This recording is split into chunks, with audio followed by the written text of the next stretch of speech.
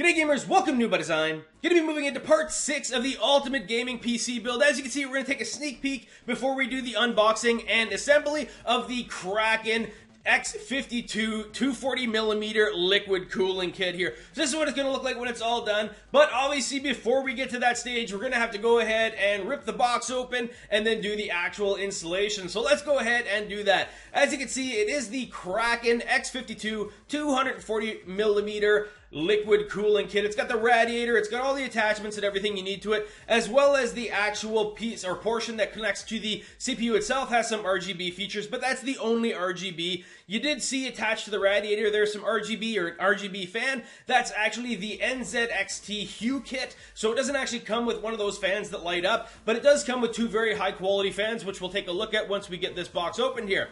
Anyhow guys, as you can see, a decent amount of parts, and those instructions that I just pulled out a minute ago, they're not very good if I'm being quite honest with you. They're pretty decent if you're just following the pictures, but the actual descriptions and everything aren't the best. This right here is going to be essentially the two cables that you're using. One of them is going to be the power source for the NZXT, or sorry, not the NZXT, that's what I do later on. This is going to be the power supply for the Kraken X52, as well as the connection to connect it through your USB 2.0 onto your motherboard. That's basically so that you can actually communicate with it and alter the RGB colors and all that kind of stuff. As you can see, there is two fans that come in this kit, and they are very high quality fans. Very good, feel really good, and feel really sturdy. End up replacing one of them and using the RGB fan from the Hue kit, but they are very good, high quality fans here. As you can see, now we're going to go ahead and grab the attachment that comes from, that actually attaches to the CPU itself, as well as the radiator. And again, looking at these hoses and just feeling these hoses, they are all going to be braided nylon, and they appear to be very sturdy. Everything about this kit feels very high-end and well constructed.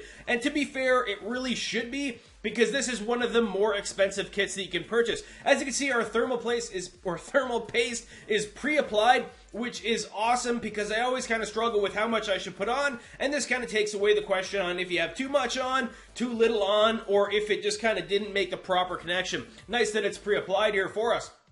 Anyhow, you can see as well the radiator is really high quality. It's really well made. Like I said, I can't say enough about the actual quality of this kit, but again, it really should be with the actual cost of it. As you can see, we've got the bracket for AMD as well as the bracket for Intel. We've got a couple little screws here, and essentially what these are, the little round screws are what hold the brackets onto it, and the little square screws with a screw on either end is the kind of the spacer that attaches to this rear bracket. The rear bracket in my hand there is going to be the Intel, and that's what we're going to be using because we're going to be fixating this to a Intel i7 8th generation 8700 here. As you can see, now we're going to go ahead and install the backplate, and essentially to do that, all we're doing is lining up the little cylinders that the bracket or the actual mounting screws go into, and you're just kind of poking it through the holes. Everything fits perfectly, you can't really mess it up. However, when you're actually screwing the mounting brackets into it, or the spacers, whatever you want to call them, you just got to be careful not to pop the rear portion out, because if you press too hard, obviously, it's just going to fall out and you'll get to do it again all over again. So you can see right now what I'm doing is I've got one hand behind it, just kind of bracing it as I get this first screw in. And once you get the first one in, there's no real issue at all. So we'll go ahead and speed up play here for these screws, because literally all we're doing is just turning them in here. So it's not a big deal. You guys are kind of going to get the idea. And once we get these brackets in here, or these spacers, whatever you want to call them, then what we'll do is, as you can see right now, sorry, I should mention, the tower is standing upright. Once I get these in, I'm going to lay the tower on its side, and I'm going to let gravity help me. As you can see, we've kind of put the radiator off to the side so that it doesn't get in my way and I don't damage it, because I don't want to damage any of those fins. And now we're going to go ahead and mount the portion that attaches to the CPU. Just make sure that when you guys are doing this, that you make it so that the NZXT is facing properly, so that it's facing upright, because otherwise it'll just look really bad once you get everything done and you get the RGB going on it. And essentially here, we're just going to be putting those big, thick cylinder screws, and we're just going to be turning them in. They are twist screws, and make sure that when you guys are putting this on, if for one, you guys should be using something anti-static here, because you don't want to ruin your motherboard or your CPU or any other components on your computer, but make sure that you don't over-tighten these. Basically, you're tightening them so that they're taut and you're not going too crazy tight, because you don't want to break anything or cause yourself any issues. Also, in addition to that, make sure that you're doing kind of the cross pattern, basically making an X, going from one angle to the opposite side, and then again on the other portion of it. Just because then you'll get a nice even set of the thermal paste. As you can see here now, what we're going to be doing is attaching the fans to the radiator. So right now you're going to see that I do attach all the fans that came stock with it.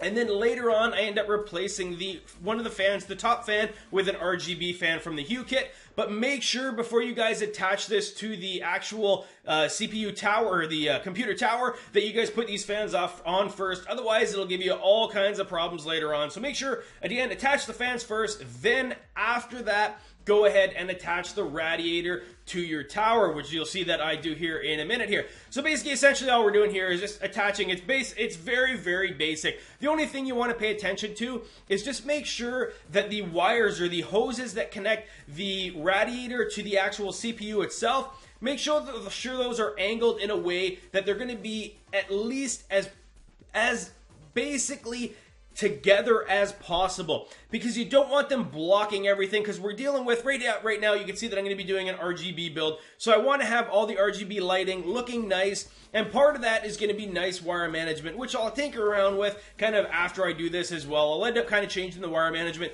a whole bunch of times just because that's kind of the nature of it. So right here on the rear you can see that I've taken the front portion of the tower off just to give myself perfect access or better access to it, and I'm going to go ahead and fix the radiator to it. Again, you can see I'm kind of using a semi-cross pattern here just to get it mounted. Everything is going on loose, and then towards the end of it I'll tighten them right up.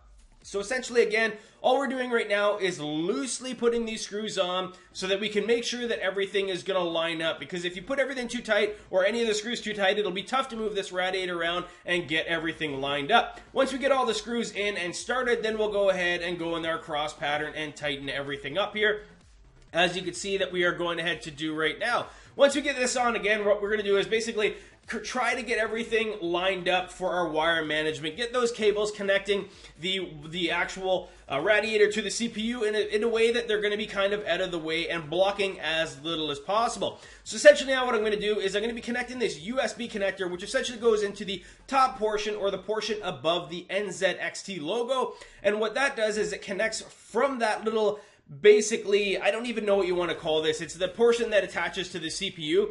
It connects that to the 2.0 in your motherboard, and that's what gives you control to adjust basically the different colors in the RGB, and it also monitors everything for you. The other cable that I connected there is going to be your power supply. So what we're going to do is once we get those done, we're going to work on our wire management. We're going to make sure that we fish them out in a way just above it so that they're kind of tucked away and we don't have any wires really, really loose. Otherwise, it just ends up turning out really poorly. And again, I'm just kind of making sure that I have everything lined up here nicely because I don't want to do any damage, and I'm just trying to be really careful. Again, just worried about damaging something here because the last thing I need is a leak onto my motherboard or CPU or anything like that.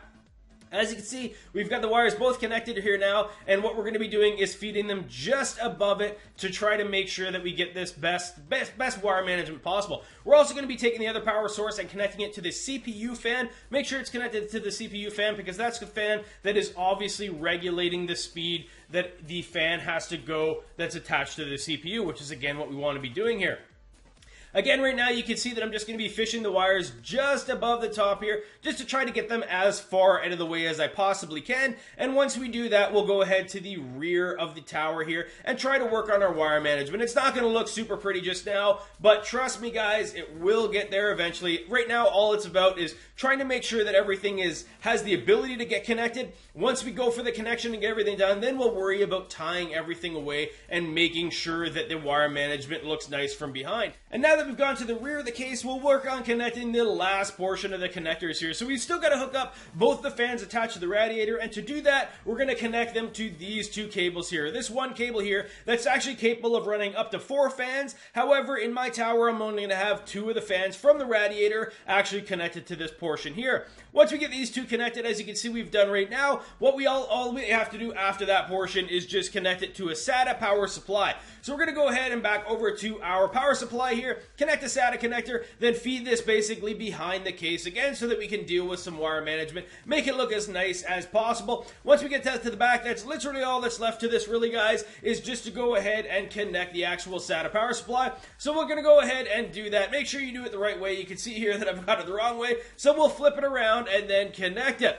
Once we do this, that's all there is to this, guys. Here we've got everything connected and set up. Essentially all that stuff now to do is wire management. As you can see, again, as from the start of the video, it ends up looking just fantastic. Really happy with this case and the quality of it. Anyhow, guys, if you guys found this video useful at all, I sure would appreciate if you guys hit that like button. Sure do look forward to you guys coming back later on so that you guys can check out the remainder of this build. Anyhow, gamers, thanks for watching.